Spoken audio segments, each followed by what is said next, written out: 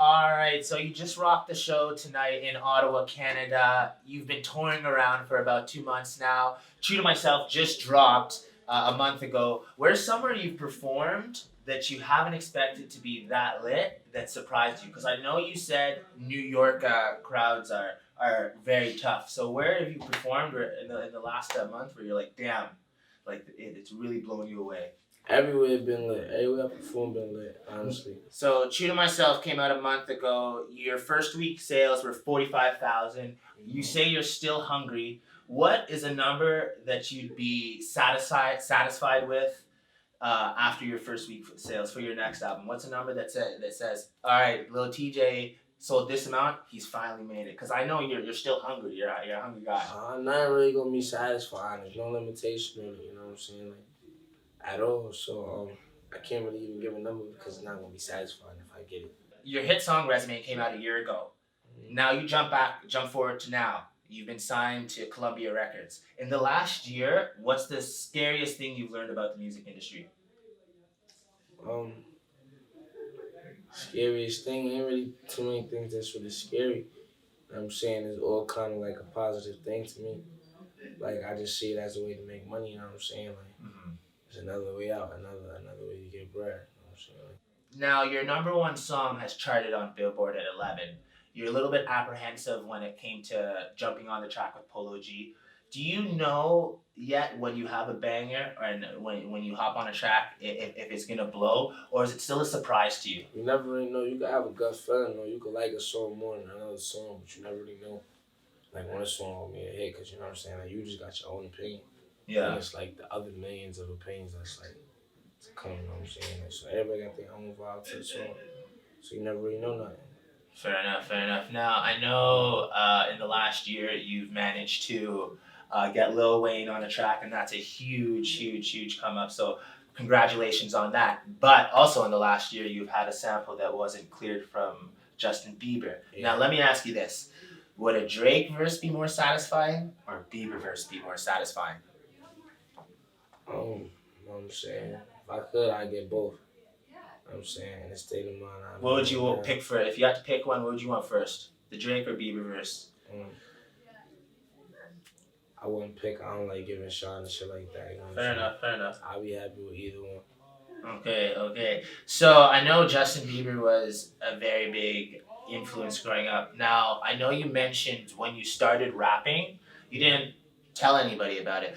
Do you think you didn't tell anyone is because you thought it was a little corny coming from the environment you grew up in? Is it corny to sing? Is it corny? Because I can imagine Justin Bieber is not the go-to artist in lockup. So Nah, see now you got a little room. You know what I'm saying? Like I ain't grow up on some. I want to be like Justin Bieber. You know what I'm saying? yeah.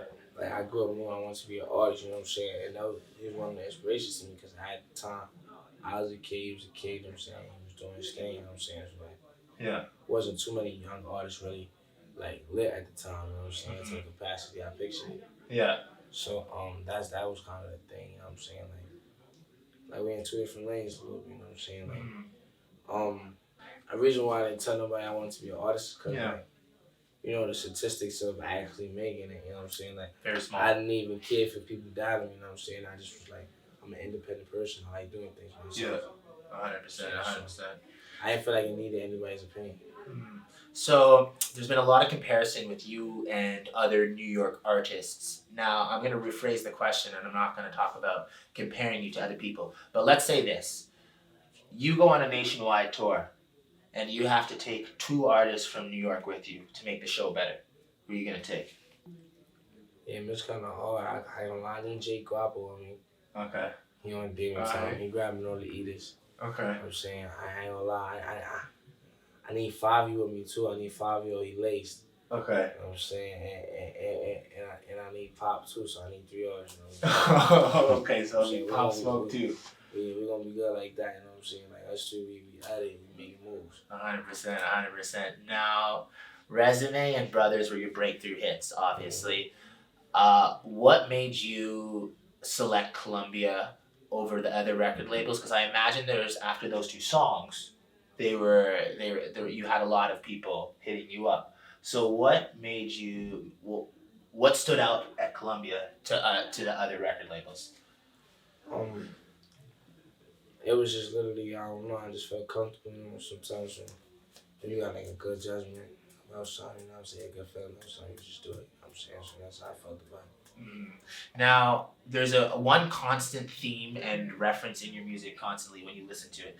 You bring up someone constantly. Now, I'm not going to ask you about him because I know you've explained who Smelly is and you've told a bunch of people about who he is. So if you want to know who he is, go watch some interviews. But my question to you is this. Is there a piece of advice he gave you that stuck with you throughout this journey and that you remember? Nah, not really. Like, I don't know how to explain it. Like, he just motivated me. Like, you know what I'm saying? Like, my boy, he the type of person that, like, I be just cool and we do a lot of street shit. I love that shit. And in the morning time, he be like, yo, I'm always to school. Like, nah, bro, we have to do this. I think I'm going to school. I'm trying to say, like, it's old man. Ain't no peer pressure on him, you know what I'm saying? Yeah. I feel you. Now, I know you were just in Toronto. Do you have any top 5 moments that you want to explain?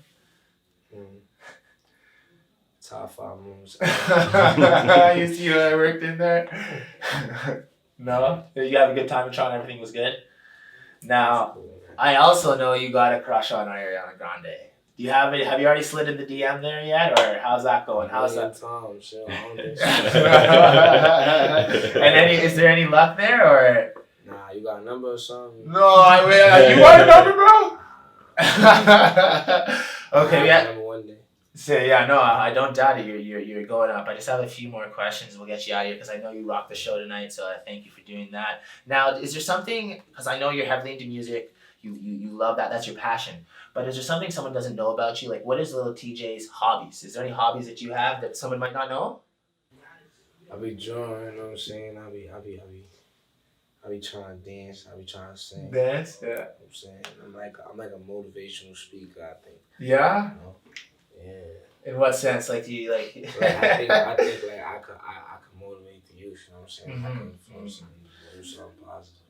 Do you think it's easier to be a better role model for the youth singing than rapping?